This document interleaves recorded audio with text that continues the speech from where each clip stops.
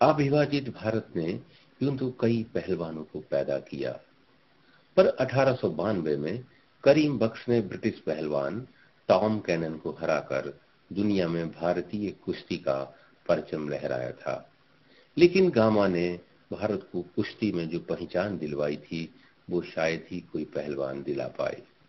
Gamma को 50 साल तक कुश्ती में कोई हरा नहीं पाया था।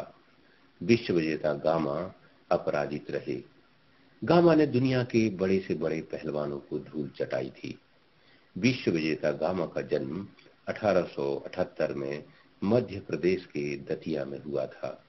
गामा का मूल नाम गुलाम अहमद था और गामा के वालिद का नाम अजीज बख्श था। दरअसल 1870 के आसपास अजीज बख्श अमृतसर से दतिया में कुश्ती लड़ने आया करते थे और तात्कालीन महाराज भवानी सिंह के कहने पर वो दतिया में ही रहने लगे, क्योंकि भवानी सिंह को कुश्ती का बड़ा शौक था, जिसका जिक्र पाकिस्तान के लेखक फरीद आलम ने अपनी एक पुस्तक में लिखा है। पुस्तक का शीर्षक था गामा और इमाम बख्श।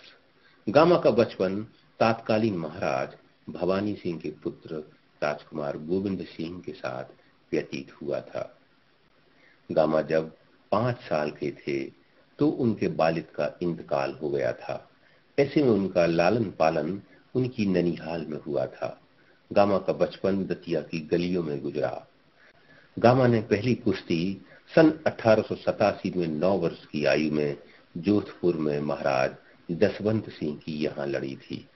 गामा की कच्ची उम्र को देखकर उन्हें कुश्ती में प्रवेश नहीं दिया गया था, लेकिन बाद में जब ये पता चला कि गामा के पिता भी एक पहलवान थे तो उन्हें प्रवेश दे दिया गया।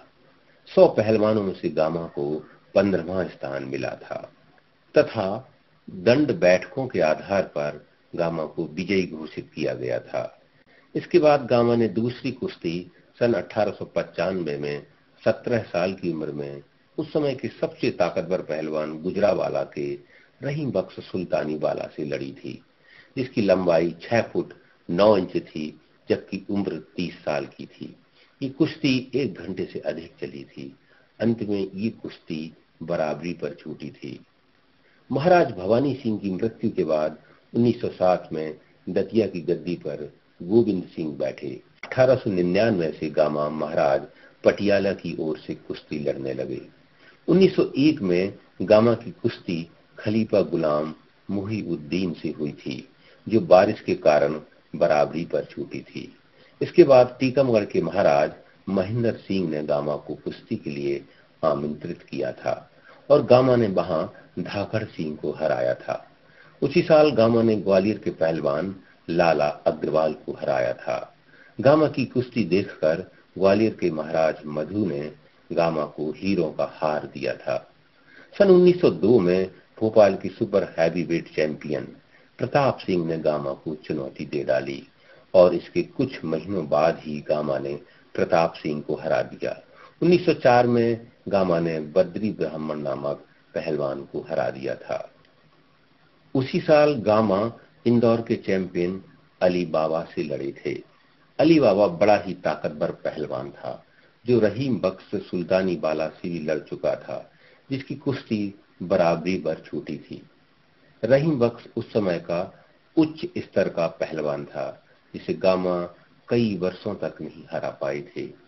गामा और अली बाबा की इस कुश्ती को इंदौर के महाराज होलकर प्रायोजित कर रहे थे। 26 वर्षीय गामा और 25 वर्षीय अली बाबा, दो महान भारतीय पहलवानों की कुश्ती शुरू हुई। गामा पूरी कुश्ती में अली बाबा के हमलों को बड़ी चतुराई से विफल करते रहे, लेकिन एक समय ऐसा आया जब गामा की एक शक्तिशाली किक ने अली बाबा को जमीन पर पटक दिया और गामा को विजयी घोषित कर दिया गया। अब गामा से लड़ने के लिए रहीम बख्श को बुलाया गया। होलकर ने इस कुश्ती का इनाम 30,000 रुपए रखा था, जो उस समय की सबसे ज्यादा इनामी राशि थी। गामा और रहीम बख्श की आपस में ये दूसरी कुश्ती थी। दोनों ही पहलवान शेर की तरह लड़ने लगे। 39 वर्षीय रहीम बख्श अपने को सिद्ध करना चाहता था, जबकि गामा अपराजित योद्धा माने जाते थे। इंदौर के शासक दोनों की कुश्ती देखकर काफी प्रभावित हुए। काफी समय तक जब कोई परिणाम नहीं निकला तो महाराज होलकर ने कुश्ती को रुकवा दिया और गामा को उन्होंने 1000 रुपए तथा रहीम बख्श को 30,000 रुपए दिए। इस कुश्ती के बाद गामा ने 3 साल तक कोई कुश्ती नहीं लड़ी थी। 1909 में रहीम बख्श की गामा से लाहौर में एक और कुश्ती हुई और उस समय तक रहीम बख्श 44 साल का हो गया था। दोनों का ये तीसरा मुकाबला था। ये कुश्ती 2 घंटे 20 मिनट तक चली थी। तीसरे घंटे में लोगों को ऐसा लगने लगा कि अगर ऐसे ही दोनों पहलवान भिड़ते रहे तो किसी की भी जान जा सकती है और फिर प्रबंधकों ने कुश्ती को रोक दिया। इस बेजोड़ मुकाबले के बाद गामा इंग्लैंड चले गए। इंग्लैंड जाने के पहले गामा ने भारत में शादी कर ली। उनकी शादी हुई तो वो क्या हुआ कि बारात गई तो गामा पहलवान को देखने के लिए इतने लोग जमा हो गए कि उनकी शादी एक भीड़ बन गई थी। 1910 में बंगाल के शरद कुमार मिश्रा पहलवानों को लेकर इंग्लैंड गए थे। कुछ भारतीय लेखक लिखते हैं कि गामा की कम लंबाई की वजह से उन्हें प्रतियोगिता में प्रवेश नहीं दिया जा रहा था, पर यह सच नहीं था। ये टूर्नामेंट जॉन बुल नामक पत्रिका करा रही थी। मई की शुरुआत में भारतीय पहलवानों का प्रशिक्षण शुरू हो गया था। उस समय की हेल्थ एंड स्ट्रेंथ नामक पत्रिका ने मई माह के प्रकाशन का शीर्षक रखा था the invention of Indian wrestler, जिसमें भारतीय पहलवानों की सूची थी। सूची में 200 मैचों का चैंपियन गामा, गामा का भाई Imam Bakhsh champion of Lahore, Ahmad Bakhsh champion of Amritsar तथा गामू पहलवान चैंपियन ऑफ जालंधर। इन सभी पहलवानों का औसतन वजन 198 से 206 पाउंड के बीच था। इन पहलवानों ने कभी भी डंबल्स नहीं लगाए थे और ये ब्रिटिश पहलवानों से लड़ने जा रहे थे। भारतीय पहलवान सुबह 5:30 बजे उठते, 2 घंटे कुश्ती लड़ते, भारतीय मसालों के साथ दूध पीते, सुबह 11 बजे अंडों, दाल, चावल का नाश्ता करते थे। ये सब कुछ उनका रसोइया पकाता था, जिसे ये पहलवान भारत से अपने साथ ले गए थे। गामा की ताकत का अंदाज इससे लगाया जा सकता था कि गामा 30 मिनट में 3 पहलवानों को फेंक सकते थे। गामा की ये चुनौती मैगजीन में भी प्रकाशित हुई थी, पर गामा की इस चुनौती को लोगों ने मजाक में लिया था, इसलिए गामा से कोई लड़ने नहीं आया था। लेकिन गामा की इस चुनौती को पेनिनसुला के मेडिकल डॉक्टर बेंजामिन रॉलर ने स्वीकार कर लिया था। गामा की विदेशी धरती पर यह पहली कुश्ती थी। रॉलर एक बहुत अच्छा धावक और फुटबॉलर था। 30 साल के बेंजामिन उस समय के विश्व चैंपियन फ्रैंक गॉच के साथ अभ्यास कर चुका था। 8 अगस्त 1910 को इंग्लैंड के अलम्बरा थिएटर में दोनों पहलवानों की कुश्ती शुरू हुई थी। पूरा स्टेडियम खचाखच भरा था। दोनों पहलवान जब अखाड़े में उतरे तो गामा 200 पाउंड का था और जेम्स रोलर 234 पाउंड का था। यह एक प्रदर्शनी मुकाबला था, क्योंकि गामा के ऊपर किसी ने पैसा नहीं लगाया था। गामा ने गजब की फुर्ती दिखाते हुए रोलर के पैरों को पकड़ लिया। रोलर केवल अपने आप को गिराने से बचा सका। गामा रोलर पर पूरे समय तक हावी बने रहे। गामा के पैरों का कार्य कमाल का था और दूसरे चक्र में गामा के मजबूत शरीर की पकड़ रोलर पर बरकरार रही और फिर गामा को जीत हासिल हुई। गामा की इस जीत की ब्रिटिश मीडिया ने काफी प्रशंसा की थी। रोलर की बाईं ओर की 7 पसलियां टूट गई थी। रोलर को इससे काफी आघात लगा था, लेकिन एक महान खिलाड़ी की तरह उसने गामा की तारीफ की थी और इस जीत से गामा की चारों ओर प्रशंसा होने लगी।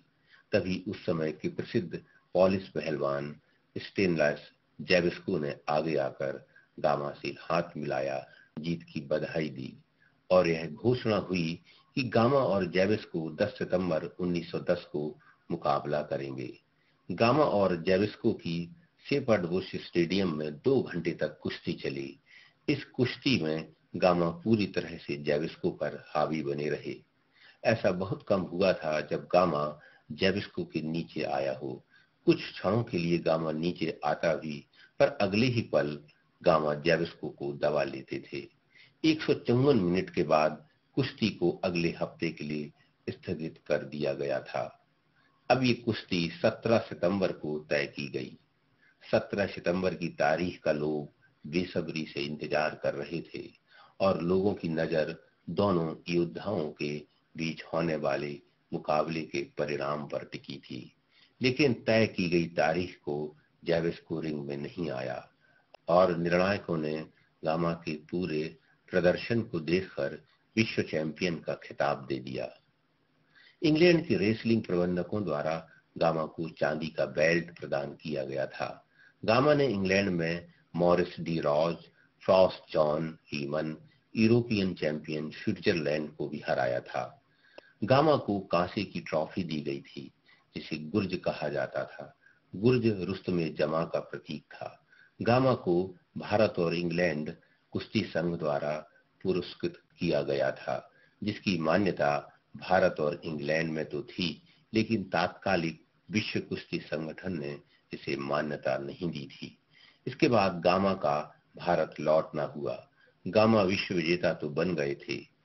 भारतीय उपमहाद्वीप में उन्हें रुस्तमे जमा अलंकार से नवाजने लगे, लेकिन अभी उन्हें भारतीय चैंपियन बनना बरकरार था, जिसके लिए उन्हें मौजूदा भारतीय चैंपियन रहीम बख्श सुल्तानी वाला से लड़ना था। गामा रहीम बख्श से 3 बार पहले भी कुश्ती लड़ चुके थे, जो बराबरी पर छूटी थी। ये गामा का चौथा मुकाबला था। रहीम बख्श उस समय 46 साल का हो गया था, जबकि गामा 33 साल का था। 1911 में इलाहाबाद के एक व्यापारिक प्रदर्शनी में दोनों के मुकाबले की तैयारी शुरू की गई। एक विश्व चैंपियन था तो दूसरा भारतीय चैंपियन। गामा चरम पर थे, जबकि रहीम बख्श की उम्र ढल रही थी। पर 43 मिनट में गामा के प्रयास से रहीम बख्श का संतुलन बिगड़ गया और एक जोरदार धमाके के साथ रहीम बख्श जमीन पर गिर पड़ा और मैच हार गया, जिससे उनकी पसली टूट गई थी। गामा में अपार ताकत थी, जिसकी मिसाल उन्होंने 1902 में 24 साल की उम्र में बड़ौदा के नजरबाग महल के पास 1200 किलो का एक पत्थर सीने से उठाया था, जो 1912 में 25 आदमियों और एक हाइड्रोक्यूरिक मशीन की मदद से बड़ौदा म्यूजियम में रखा गया था। म्यूजियम के प्रवेश रजिस्टर पर 10-10 लिखा है, जिसका मतलब है गामा ने 10 वर्ष की आयु में कुश्ती शुरू की थी और 1910 में विश्व चैंपियन बने थे। इस पत्थर पर लिखा है कि 23 दिसंबर 1902 को इसे गुलाम मोहम्मद ने उठाया था। 28 जनवरी 1928 को गामा का जेविस्को से दूसरा मुकाबला पटियाला में हुआ था। स्टेडियम का विशेष रूप से निर्माण कराया गया था। मुकाबला देखने के लिए विशेष रूप से रणजीत सिंह उपस्थित रहे थे। मैच को देखने के लिए करीब 10,000 लोग आए थे। मैच शुरू होते ही गामा शेर की तरह जेविस्को के ऊपर झपटे और जेविस्को को 42 सेकंड के अंदर जोर से जमीन पर पटक दिया। इस जीत से चारों ओर खुशी की लहर दौड़ गई। 31 जनवरी 1928 को हिंदुस्तान टाइम्स ने इस कुश्ती को प्रथम पृष्ठ पर छापा था। हजारों लोग इस कुश्ती के गवाह थे। लोग सोच रहे थे कि गामा और जेविस्को की कुश्ती 1910 जैसी ही लंबी चलेगी। देखने वाले एक पल के लिए सकते में आ गए और लोगों को अपनी आंखों पर विश्वास नहीं हुआ था। गामा जेविस्को के ऊपर 30 सेकंड तक बैठा रहा। महाराज भूपेंद्र सिंह ने गामा को सोने चांदी से निर्मित गदा प्रदान किया। गामा कभी भी जीत से अभिभूत नहीं हुए थे। एक अखबार के अनुसार स्टेनिस्लॉस जेविस्को ने गामा को चीता जैसा खिलाड़ी करार दिया था। जब दोबारा इनका पटियाला में मुकाबला होने लगा, डेट फिक्स हो गई, लोग वहां पहुंच गए और बिल्कुल सामने, तो वहां पर सबकी नजरें लगी हुई थी कि ये मुकाबला तो बहुत जोरदार होगा, अब देखें कैसा क्या होता है। तो अक्सर लोगों ने बस यही देख पाए कि गामा अखाड़े में आए, आते हुए तो उनको देखा और बस फिर ये देखा कि जेबिस को नीचे पड़ा हुआ है, वो बैठे हुए। उसी समय पेरिस के एक पहलवान पैटरसन ने भी गामा को चुनौती दे डाली। जैस पैटरसन ने जेबिस्को को 3 बार हराया था। पैटरसन ने टाइम्स ऑफ इंडिया के संपादक को पत्र लिखकर महाराज पटियाला से कुश्ती के लिए कहा था। 1929 में हुई इस कुश्ती को भी देखने के लिए करीब 10,000 लोग आए थे, लेकिन गामा ने बड़ी ही आसानी से पैटरसन को हरा दिया था। पैटरसन हारने के बाद भी धनी होकर गया था, जिसे उस समय $1,500 दिए गए थे। गामा ने 1940 तक कुश्ती लड़ना जारी रखी और 50 साल तक 6,000 बैठकें प्रतिदिन लगाया करते थे। गामा 10 किलो दूध, आधा लीटर घी, बादाम का टॉनिक तथा फलों का रस पीते थे। इतनी ताकत रखने वाली गामा को मांसाहार कम ही पसंद था। ये वो सब इकट्ठा बैठ करके खाना खाते थे और जो भी उनके यहाँ आ जाता कोई उसको भी बुला लेते थे। कोई परहेज नहीं था किसी किस्म का, जो है सबको एक साथ बैठेंगे और खाएंगे। ये मैंने खुद अपनी आंखों से देखा है और उनके साथ मौका भी मुझे मिला है खाने का, इमाम बख्श साहब के साथ में। बात सन 1944 की है, जब मैं होली प्राइमरी स्कूल में कक्षा 4 का विद्यार्थी था। उस समय एक पुस्तक चलती थी हिंदी में, शहंशाह लीडर। उसमें एक पाठ गामा पहलवान से संबंधित था, जिसमें उनके जीवन की कुछ घटनाएं लिखी थी। मैंने उस पुस्तक को पढ़ा था। संयोग से जब मैं घर आ रहा था छुट्टी के पश्चात, तो गामा पहलवान अपने मकान पर बैठे हुए थे, कुर्सी डाली चबूतरे पर। मैंने ये सब देखा अवसर, तो मैं भी चढ़ गया चबूतरे पर। पुस्तक निकाल के हमने उनको वह चित्र दिखाया जिसमें उनका चित्र था, और उसके जिस पहलवान को इन्होंने पटका था चारों खानों, वो जेबिस को, उसका भी चित्र बगल में था। दोनों चित्र हमने उनके हाथ में दिए। उन्होंने उस पुस्तक को ली, बड़े ध्यान से देखा और हमसे कहा, हाँ ठीक है, आप भी ऐसे ही बनो। विश्व विजेता गामा को कई महत्वपूर्ण पुरस्कार मिले थे। उन्हीं में से एक था 1922 में प्रिंस ऑफ वेल्स द्वारा दिया गया चांदी का गदा। जिस भार से गामा वर्जिश किया करते थे उसका वजन 95 किलो का था, जो पटियाला के national institute of sports museum में रखा है। 1929 में प्रसिद्ध खेल लेखक AFS बॉबी टेलर खान ने गामा का साक्षात्कार किया था, जिसमें गामा 53 साल की उम्र में भी विश्व चैंपियन से लड़ने के लिए तैयार था। गामा 1947 में अपने छोटे भाई इमाम बख्श के साथ कराची रहने चले गए थे। बाद में वे लाहौर में गुमनामी की जिंदगी जीने लगे।